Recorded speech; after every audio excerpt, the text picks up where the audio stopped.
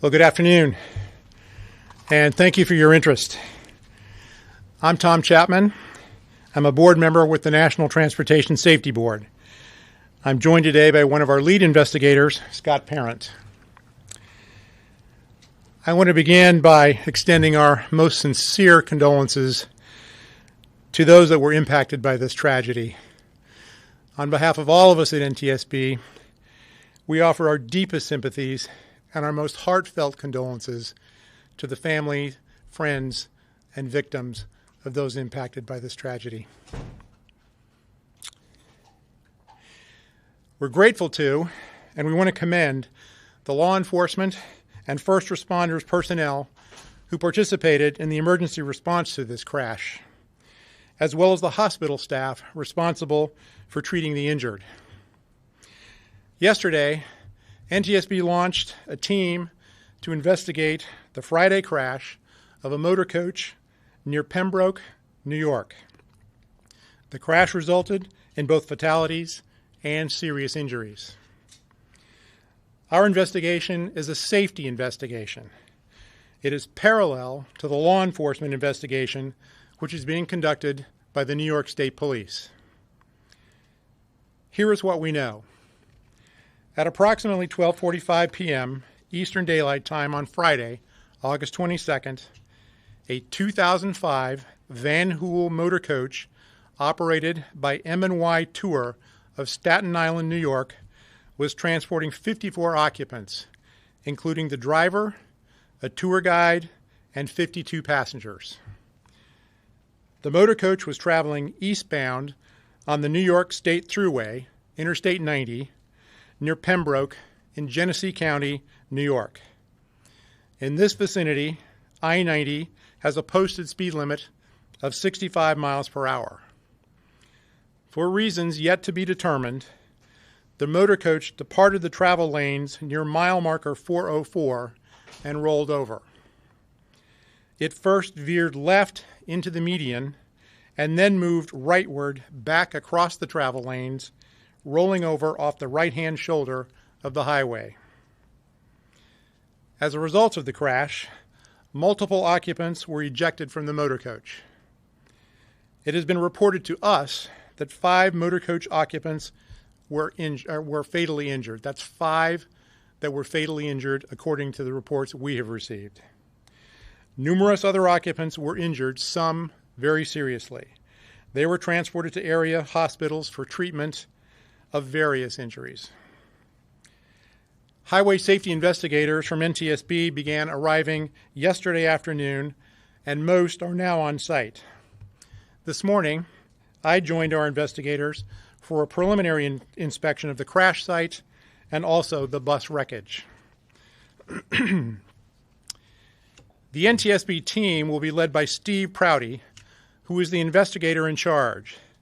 Steve is a 14-year veteran of the NTSB with a previous career in law enforcement. Steve has been detained because of transportation challenges and has not yet arrived. He's assisted by Scott Parent, who's with me today, and I'm going to ask Scott to talk about the structure of our investigation and also some of the technology issues. Scott? Good afternoon. So currently we have a team of investigators that specialize in human performance, survival factors, highway engineering, motor carrier operations, and vehicle factors.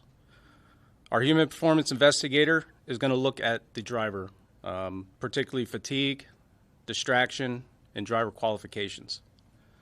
Our survival factors investigator is going to look at the emergency response and the occupant protection on the bus. Our highway engineer is going to look at the highway design and the signage out on Interstate 90.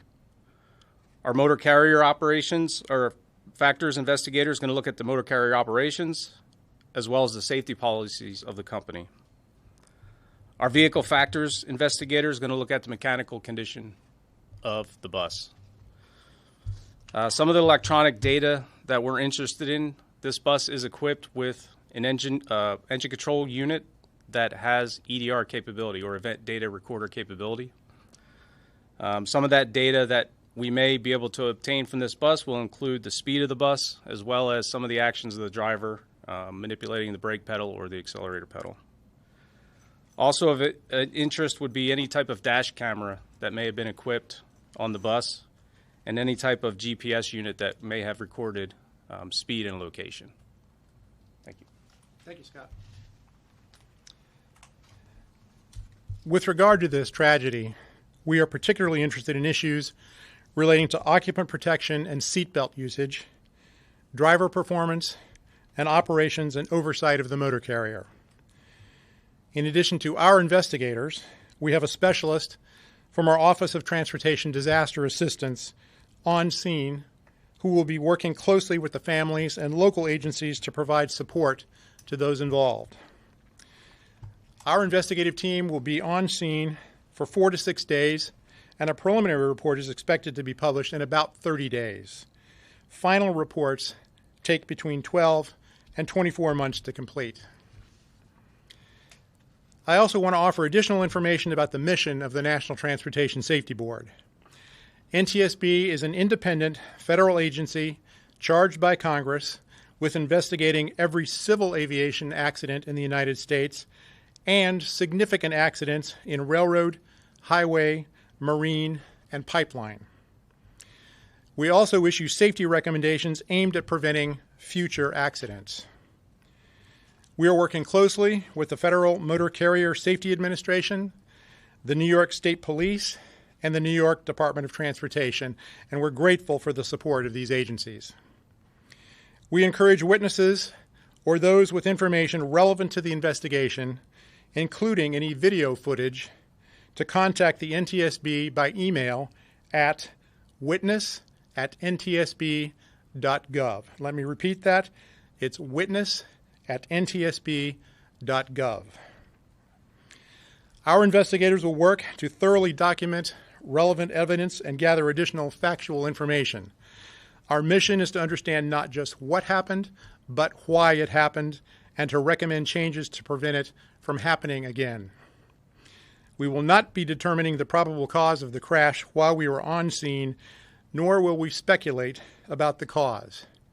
These are the first steps in a lengthy investigatory process. Once again, we extend our condolences to the families, and we thank the first responders and emergency personnel for their efforts. With that, I'm happy to take your questions, and if you have a question, please raise your hand and identify yourself and your media affiliation. Yes, ma'am. Hi, Alyssa Quazell with WGRZ, NBC affiliate in Buffalo.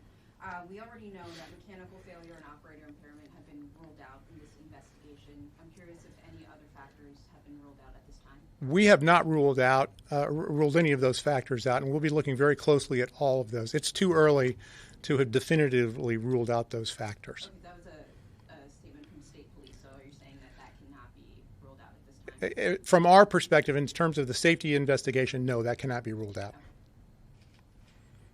Yes, ma'am. Hi, my name is Lena Sepulveda. I'm with Spectrum News. Were both of the drivers from New York City, and who chartered the bus and arranged the tour? Was it the company itself? We don't know the details yet about the tour arrangements. My understanding is there was only one driver on board. There was a driver and a tour guide. I don't know the details yet about the driver, the characteristics or the nature of the driver's arrangement. That will be part of what we look at in the investigation. So it's unclear if either the driver or the tour guide were from New York City? That's unclear at this point. Yes, sir. Ben Reed with WGRZ. Was the motor coach equipped with seatbelts in the passenger seats? We had an opportunity to look at the bus today. The bus does appear to us, it's in bad shape, but it does appear to us that the bus was equipped with seat belts. So part of our investigation will be to determine the extent to which seat belts were being used and the extent to which the lack of seat belt use may have been a factor in some of the passengers being ejected. Is it required to wear a seatbelt on a motor coach?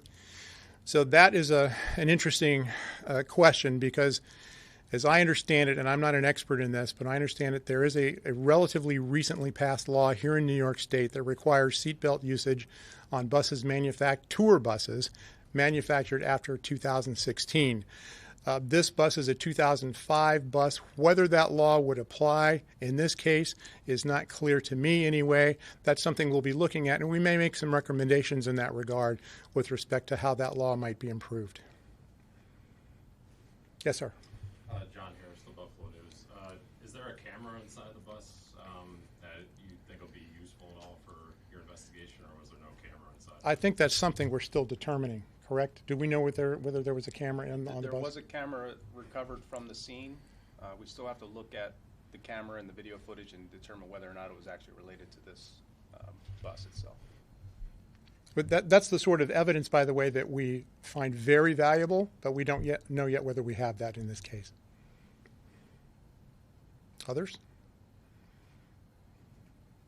In terms of cooperation with the tour bus driver in this investigation, how integral has that been, and do you expect that to continue within these few weeks? That's still early. My understanding is that the tour company has been cooperative. I think I'm correct, That's right? correct. The tour company has been cooperative. Whether we'll have an opportunity to interview the tour bus driver has yet to be determined. Yes, sir. Was the bus owned by the tour company, or was it chartered by them? That's a good question. I believe it is owned by the tour company, but that is something we'll have to look at as well. Next question. Thank you again for your interest.